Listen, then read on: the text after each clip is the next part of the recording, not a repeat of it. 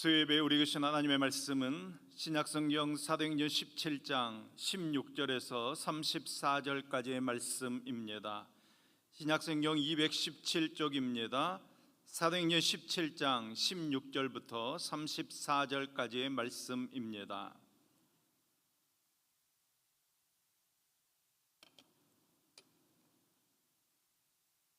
사도행전 17장 16절부터 34절까지 말씀을 저와 여러분이 한 목소리로 같이 읽겠습니다. 바울이 아덴에서 그들을 기다리다가 그 성에 우상이 가득한 것을 보고 마음이 격분하여 회당에서 유대인과 경건한 사람들과 또 장터에서는 날마다 만나는 사람들과 변론하니 어떤 에피쿠로스와 스토아 철학자들도 바울과 쟁론할세 어떤 사람은 이르되 이 말쟁이가 무슨 말을 하고자 하느냐 하고 어떤 사람은 이르되 이방 신들을 전하는 사람인가 보다 하니 이는 바울이 예수와 부활을 전하기 때문이러라. 그를 붙들어 아레오바고로 가며 말하기를 내가 말하는 이 새로운 가르침이 무엇인지 우리가 알 수 있겠느냐.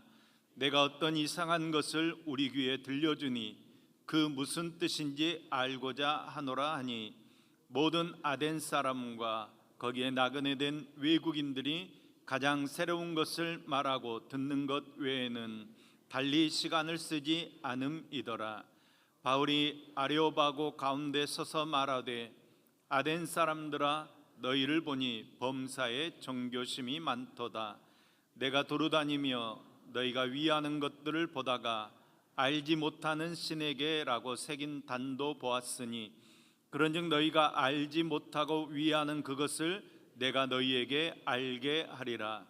우주와 그 가운데 있는 만물을 지으신 하나님께서는 천지의 주제시니 손으로 지은 전에 계시지 아니하시고 또 무엇이 부족한 것처럼 사람의 손으로 섬김을 받으시는 것이 아니니 이는 만민에게 생명과 호흡과 만물을 친히 주시는 이심이라.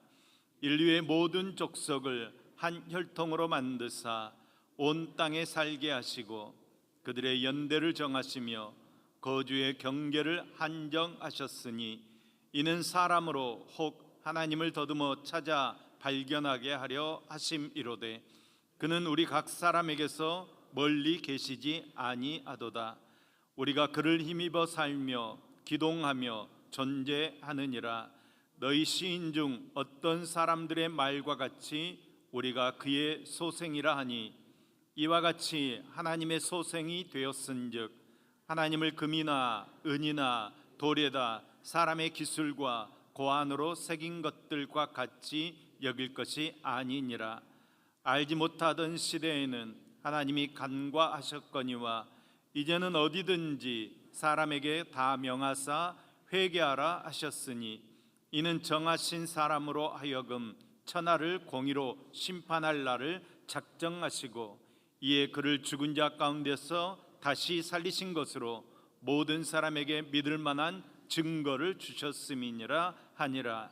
그들이 죽은 자의 부활을 듣고 어떤 사람은 조롱도 하고 어떤 사람은 이 일에 대하여 내 말을 다시 듣겠다 하니 이에 바울이 그들 가운데서 떠나매 몇 사람이 그를 가까이하여 믿으니 그 중에 아레오바고 관리 디오누시오와 다말이라 하는 여자와 또 다른 사람들도 있었더라. 아멘. 아멘. 같이 한번 기도하겠습니다. 황폐해진 심령을 예수 그리스도의 이름으로 하늘의 상속자로 변화시켜 주시는 아버지 하나님, 어두운 죄악에서 소망 없이 살아가는 죄인을 구원하시기 위해 독생자 예수 그리스도를 이 땅에 보내주시어 허물과 죄를 깨끗이 용서해 주심을 감사드립니다.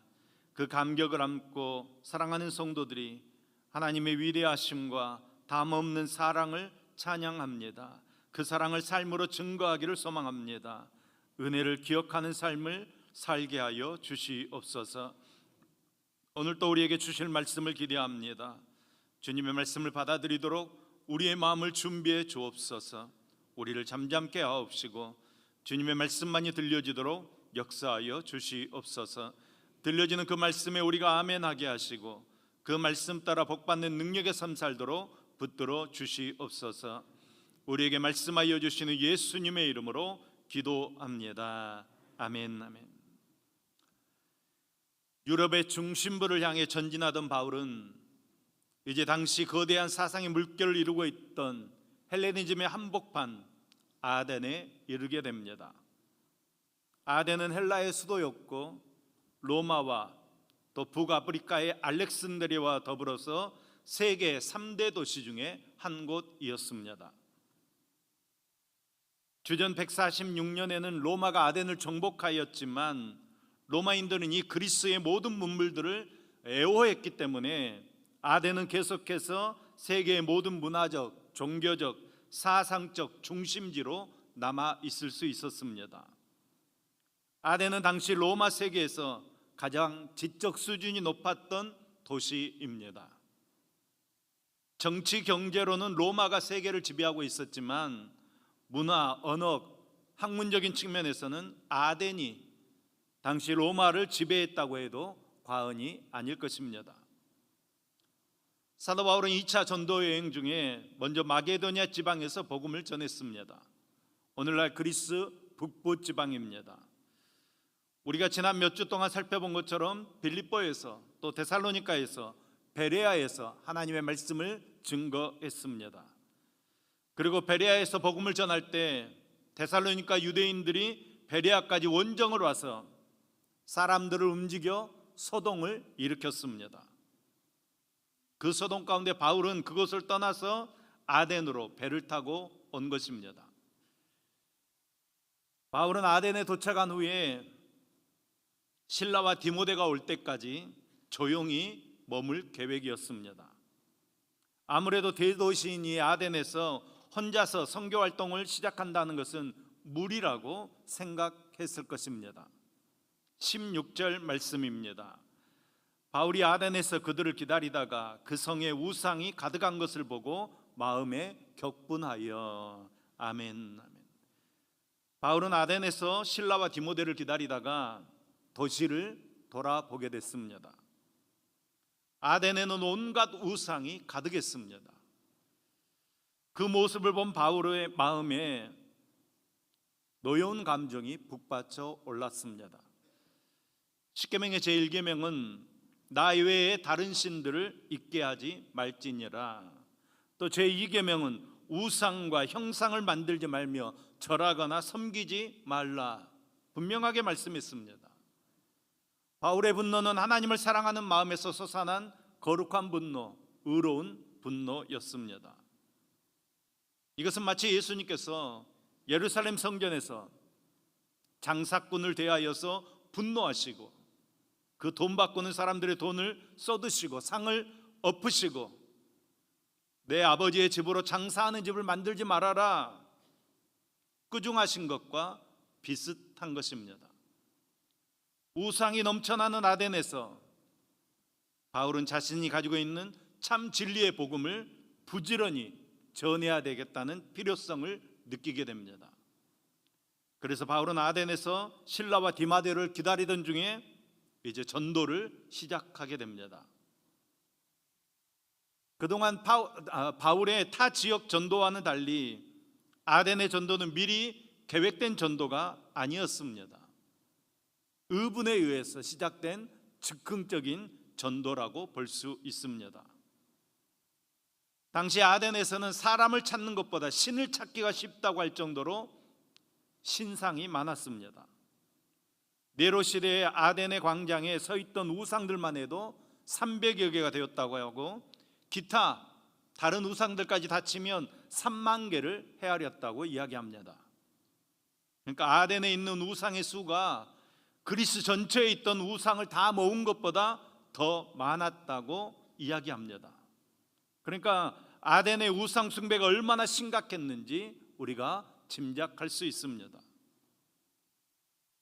지금도 세계 곳곳에는 우상 숭배로 가득합니다. 인도는 소를 우상으로 섬깁니다. 소가 길거리에 돌아다녀도 차들이 경적을 울리지 않습니다. 소가 지나갈 때까지 기다립니다. 동남아시아에는 부처 우상으로 가득하고 대만, 홍콩 등지에도 각종 우상으로 가득합니다. 가까운 일본에도 도시 구석구석마다 미신이 산재해 있습니다.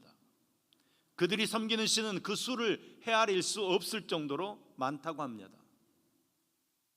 인류 문명은 나란히 발전해서 인공위성을 쏘고 우주 여행을 하는 이 시대가 되었지만 어리석은 우상 숭배가 계속 만연하는 이유가 무엇이겠습니까?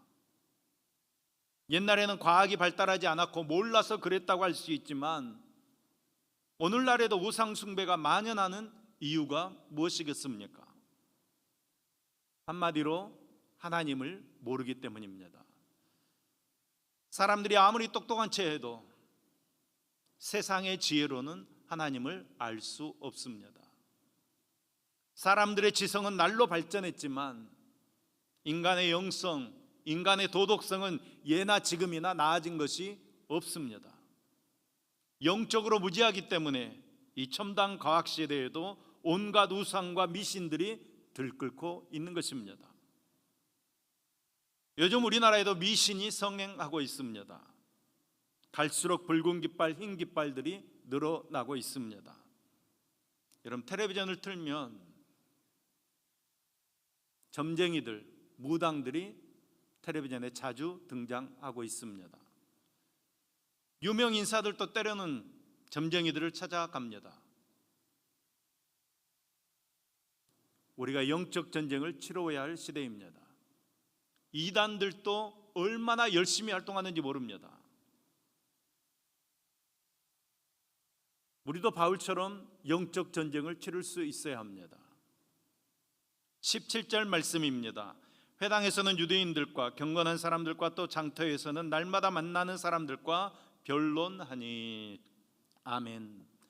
바울의 활약상을 우리가 볼 수 있습니다. 회당에서는 유대인들과 유대교로 개종한 경건한 사람들을 상대로 율법을 가지고 복음을 전했고, 날마다 시장거리에 나아가서 헬라 사람들을 만나서 그들 가까이에 앉아서 그들이 즐기는 철학을 논하며 복음을 증거했습니다.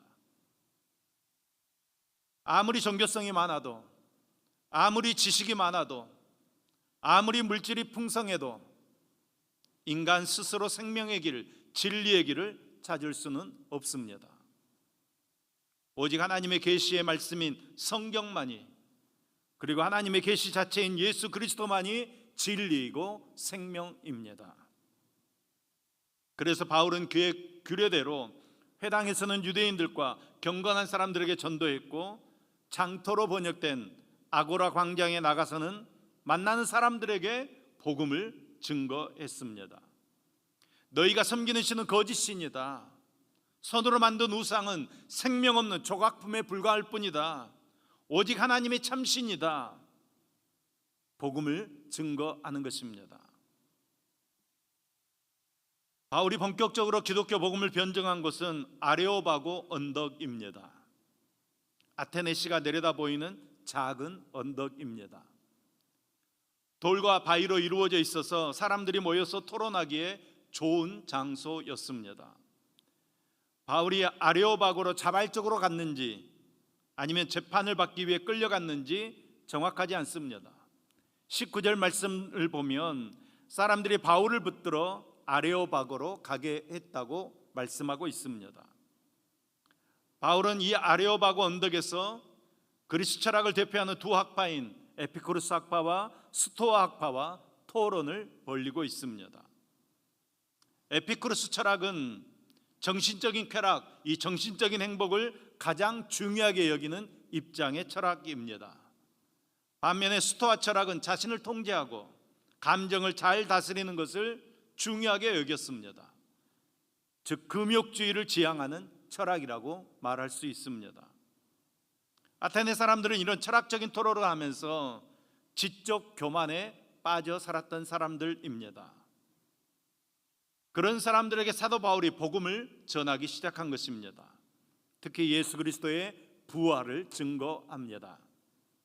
18절 말씀입니다.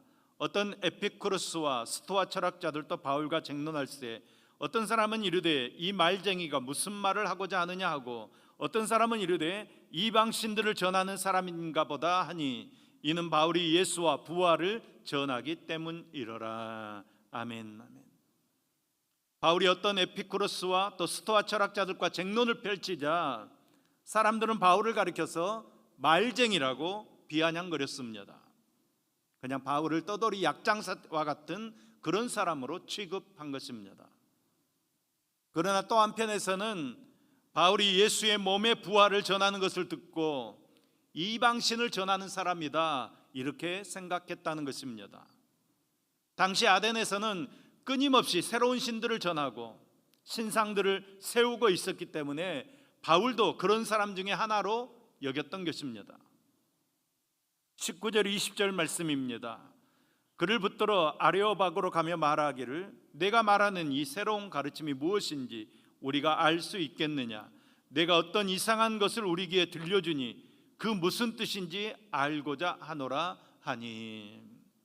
그러니까 바울은 사람들에게 붙들려 아레오바고 언덕으로 올라갔습니다. 바울은 거기서 복음을 증거합니다. 바울은 지금까지 보통 회당에서 유대인들을 전도할 때는 다른 방법으로 복음을 증거하기 시작합니다. 유대인들에게는 그들이 알고 있는 구약 성경에서 시작하여 예수 그리스도를 증거했지만 이 헬라인들 앞에서는 바로 그들의 종교심을 소재로 복음 증거를 시작하고 있습니다. 22절에서 31절까지 말씀이 바울이 그곳에서 전한 복음의 내용입니다. 이 내용을 요약하면 22절에서 25절까지 말씀은 하나님만이 참 신이시다. 그리고 26절에서 28절까지의 말씀은 하나님과 인간은 어떤 관계가 있는지 하나님과 인간의 관계에 대해서 밝혀주고 있습니다. 그리고 29절에서 31절까지 말씀에서는 회개를 촉구하고 있습니다. 제가 이렇게 바울의 설교를 아주 간단하게 정리해서 그렇지 사실 바울의 설교를 우리가 들여다보면 그동안 우리가 다른 곳에서 살펴본 바울의 전도와는 그 내용이 많이 다르다는 것을 알 수 있습니다. 다른 곳에서는 구약 성경을 인용하면서 이 구약 성경에 예언된 메시아가 바로 예수님이시다. 예수님께서 우리 죄를 대신해서 십자가에서 죽으셨다. 예수님을 죽인 장본인들이 유대인 당신들이다. 그러나 예수님께서는 죽으신 지 3일 만에 다시 살아나셨다. 부활하셨다. 그러므로 회개하고 예수님 믿어라. 그러면 구원 얻을 수 있다. 이렇게 명확하게 복음을 증거했는데 아덴에서는 그렇게 하지 않았습니다. 제가 추측해 보면 세계에서 가장 똑똑한 사람들이라고 생각한 그들에게 바울은 자신의 지성을 총동원해서 지적으로 복음을 전하려고 했던 것 같습니다. 그들을 이해시키려고, 그들을 설득시키려고 했던 것 같습니다. 우리도 보통 전도는 사람에 따라서 전하는 방법이 달라야 한다고 생각합니다. 여러분은 어떻게 생각하십니까? 대학 교수님에게는 지적으로 전도하고 배우지 못한 사람들에게는 그들에 맞는 전도를 해야 한다고 생각하십니까? 답은 아닙니다. 입니다. 우리가 전도할 때 여러분 전도 대상이 누구이든지 그들 모두에게는 예수 그리스도가 필요하다는 사실을 인정해야 합니다. 그리고 우리는 예수 그리스도를 바르게 전해야 합니다. 예수 그리스도를 전하는 것이 전도입니다. 여러분 설득하는 것이 전도가 아닙니다. 여러분 내가 아무리 똑똑하고 내가 아무리 잘나서 설명을 아무리 잘한다고 해도 그 사람이 설득당하지 않습니다. 여러분 우리는 예수 그리스도를 전하는 것입니다. 파스칼이 이런 유명한 말을 했습니다. 사람의 마음속에 큰 구멍이 있다. 그런데 이것은 쾌락으로도 명예로도 철학으로도 어떤 것으로도 채울 수 없다. 오직 그리스도의 사랑으로만 메꿀 수 있는 구멍이다. 아멘. 여러분 우상을 섬기고 철학을 하고 많은 지식을 가졌다고 해도 이 마음속에 큰 구멍을 메울 수 있는 길은 없습니다. 그렇기 때문에 쉽게 시리에 빠지고 절망에 빠지고 자살을 하기도 하는 것입니다. 그들 마음에 예수 그리스도의 사랑이 들어가야, 예수 그리스도로 메워져야 그 인생이 행복하게 되는 것입니다. 바울은 아레오바고 가운데 서서 설교하면서 복음의 본질을 건드리지 못했습니다. 그저 그들이 원하는 지식으로 하나님을 풀어서 전달하려고 했습니다. 여러분, 그 결과 어떻게 되었습니까? 32절에서 34절까지의 말씀입니다. 그들이 죽은 자의 부활을 듣고 어떤 사람은 조롱도 하고 어떤 사람은 이 일에 대하여 내 말을 다시 듣겠다 하니, 이에 바울이 그들 가운데서 떠나매 몇 사람이 그를 가까이 하여 믿으니 그 중에서 아레오바고 관리 디오누시오와 다말이라 하는 여자와 또 다른 사람들도 있었더라. 아멘. 바울의 아데네 선교의 결과는 여러분 성공했습니까? 실패했습니까? 지금까지도 성공했다, 아니 실패했다 논란이 계속되고 있습니다. 성공했다고 하는 사람들도 있고 실패했다고 하는 사람들도 있다는 것입니다. 우리는 이 두 주장을 다 같이 생각해 보려고 합니다. 먼저는 성공했다고 주장하는 사람들은 아덴에서 선교의 열매가 있었다고 이야기합니다. 34절 말씀을 보면 분명히 선교의 열매를 말하고 있습니다. 몇 사람이 그를 가까이 하여 믿으니 그 중에는 아레오바고 관리 디오누시오와 다말이라 하는 여자와 또 다른 사람들도 있었더라. 아멘. 선교를 해서 꼭 많은 사람이 예수를 믿어야 하고 그들로 통해서 교회가 세워져야 하는가? 그렇지 않다는 것입니다. 선교는 한 사람을 통해서 시작되는 것이기 때문에 한 영혼이 구원받은 것도 분명히 성공이라고 이야기하는 것입니다. 아덴에서도 바울의 전도로 몇 사람이 예수님을 믿게 되었습니다. 믿은 사람들 중에 디오누시오와 다마리가 있었습니다. 디오누시오는 아덴에 있었던 12사람의 재판위원 회원 중에 한 사람입니다. 그러니까 지위가 아주 상당한 사람이었습니다. 역사가 유세비스에 의하면 그는 최초의 아덴 교회 감독이 되었다가 후에는 고린도 교회 감독으로 있다가 95년경에 도미니티안 황제 때 순교당했다고 전해지고 있습니다. 다마리가 누구인지는 분명하지 않습니다. 그 시대에 여자 이름이 기록으로 나와 있는 것을 보아서 아덴에서는 꽤나 알려진 귀부인이었을 것이라고 추측하고 있습니다. 이렇게 몇 사람이라도 구원받은 자가 있으니 아덴의 선교는 성공이었다고 이야기하는 사람들이 있습니다. 반면에 실패였다고 주장하는 사람들도 있습니다.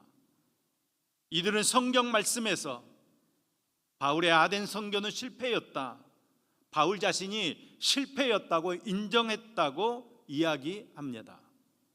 이유를 몇 가지 말씀드립니다. 첫 번째로 아덴에서는 박해가 없었다는 것입니다. 그동안 바울의 전도 여정을 보십시오. 빌립보에서, 데살로니가에서, 베레아에서 전도의 역사가 활발히 일어날 때는 항상 박해가 있었습니다. 심지어 원정 박해단까지 동원되어서 바울의 선교를 방해했습니다. 그런데 아덴에서는 박해가 없었습니다. 박해자가 없는데도 불구하고 바울은 급히 고린도로 선교지를 옮기게 됩니다. 오늘 말씀도 보면 복음을 궁금해하는 사람들이 있었는데도 그들을 내버려 두고 고린도로 도망가듯이 선교지를 옮기고 있습니다. 그러니 실패라는 것입니다. 두 번째는 고린도에 도착한 바울이 영적 침체에 빠지게 되는데 그 이유가 아덴에서 실패했기 때문이라고 이야기합니다. 만약 아덴에서 성공했었더라면 영적인 침체에 빠질 일이 없었을 것이라는 것입니다. 영적 침체에 빠진 이 바울을 예수님께서 환상 가운데 나타나셔서 용기를 북돋아주고 브루스길라와 아굴라 부부를 붙여서 고린도에서 복음 사역을 할 수 있도록 역사해 주십니다. 고린도에서 사역하면서 바울은 이런 결심을 합니다. 고린도전서 2장 2절 3절 말씀입니다.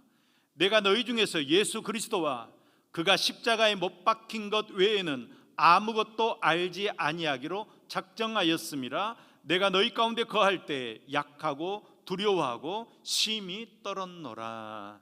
아멘. 이제 나는 예수 그리스도와 그의 십자가에 못 박힌 것 외에는 아무것도 전하지 않겠다. 바울이 다짐을 합니다.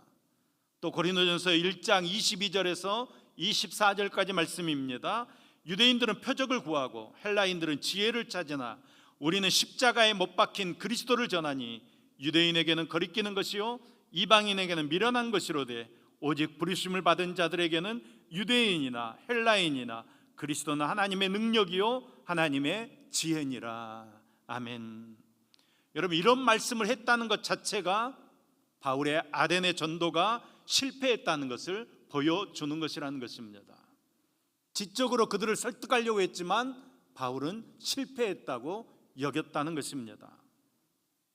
세 번째로, 이 변론을 통한 전도가 실패였다고 바울이 생각했기 때문에 바울은 제자로 삼았던 목회자들인 디모데와 디도에게 변론하지 말아라 가르쳤다는 것입니다. 17절 말씀에 변론, 또 18절 말씀에 쟁론이라는 말이 나오는데 아덴의 선교는 지식을 중심으로, 철학을 중심으로 변론하는 방법을 사용해서 전도했습니다.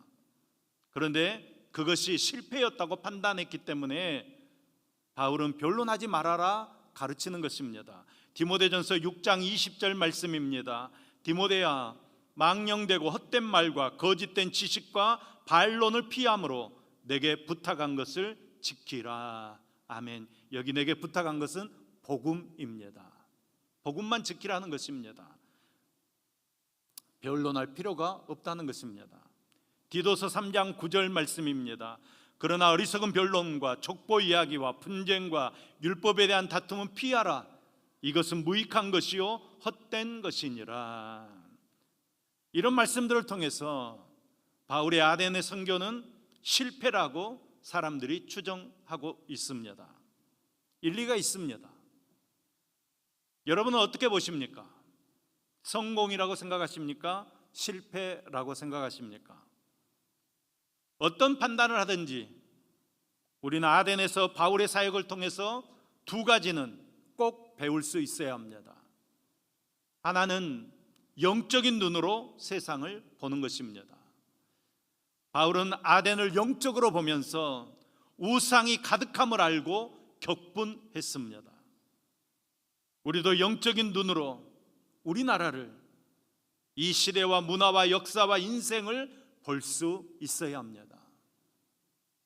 오늘 우리 기독교가 20%를 차지하고 있다고 이야기하지만 그 속을 들여다보면 저는 10%도 되지 않을 것 같습니다. 우리나라의 많은 우상들이, 이단들이 아주 들끓고 있습니다. 무속인은 1973년 정식으로 등록된 수가 3만 명이었습니다. 90년대에는 80만 명이었고 2000년대에는 100만 명이라고 이야기했는데 이제는 150만 명 이상 된다고 추정하고 있습니다. 우상 숭배와 미신이 농촌이나 미개 지역만 있는 것이 아니라 도시 한가운데로 들어오고 있습니다. 그리고 사람들은 강팍해져서 복음을 영접하려고 하지 않습니다. 오히려 믿는 사람들 조롱합니다.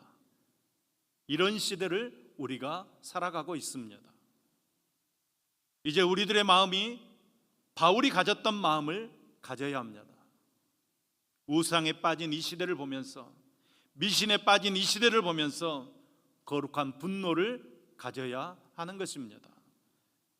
그리고 극소수 아주 작은 열매를 맺는다고 할지라도 전도하는 일에, 복음을 전하는 일에 최선을 다해야 하는 것입니다.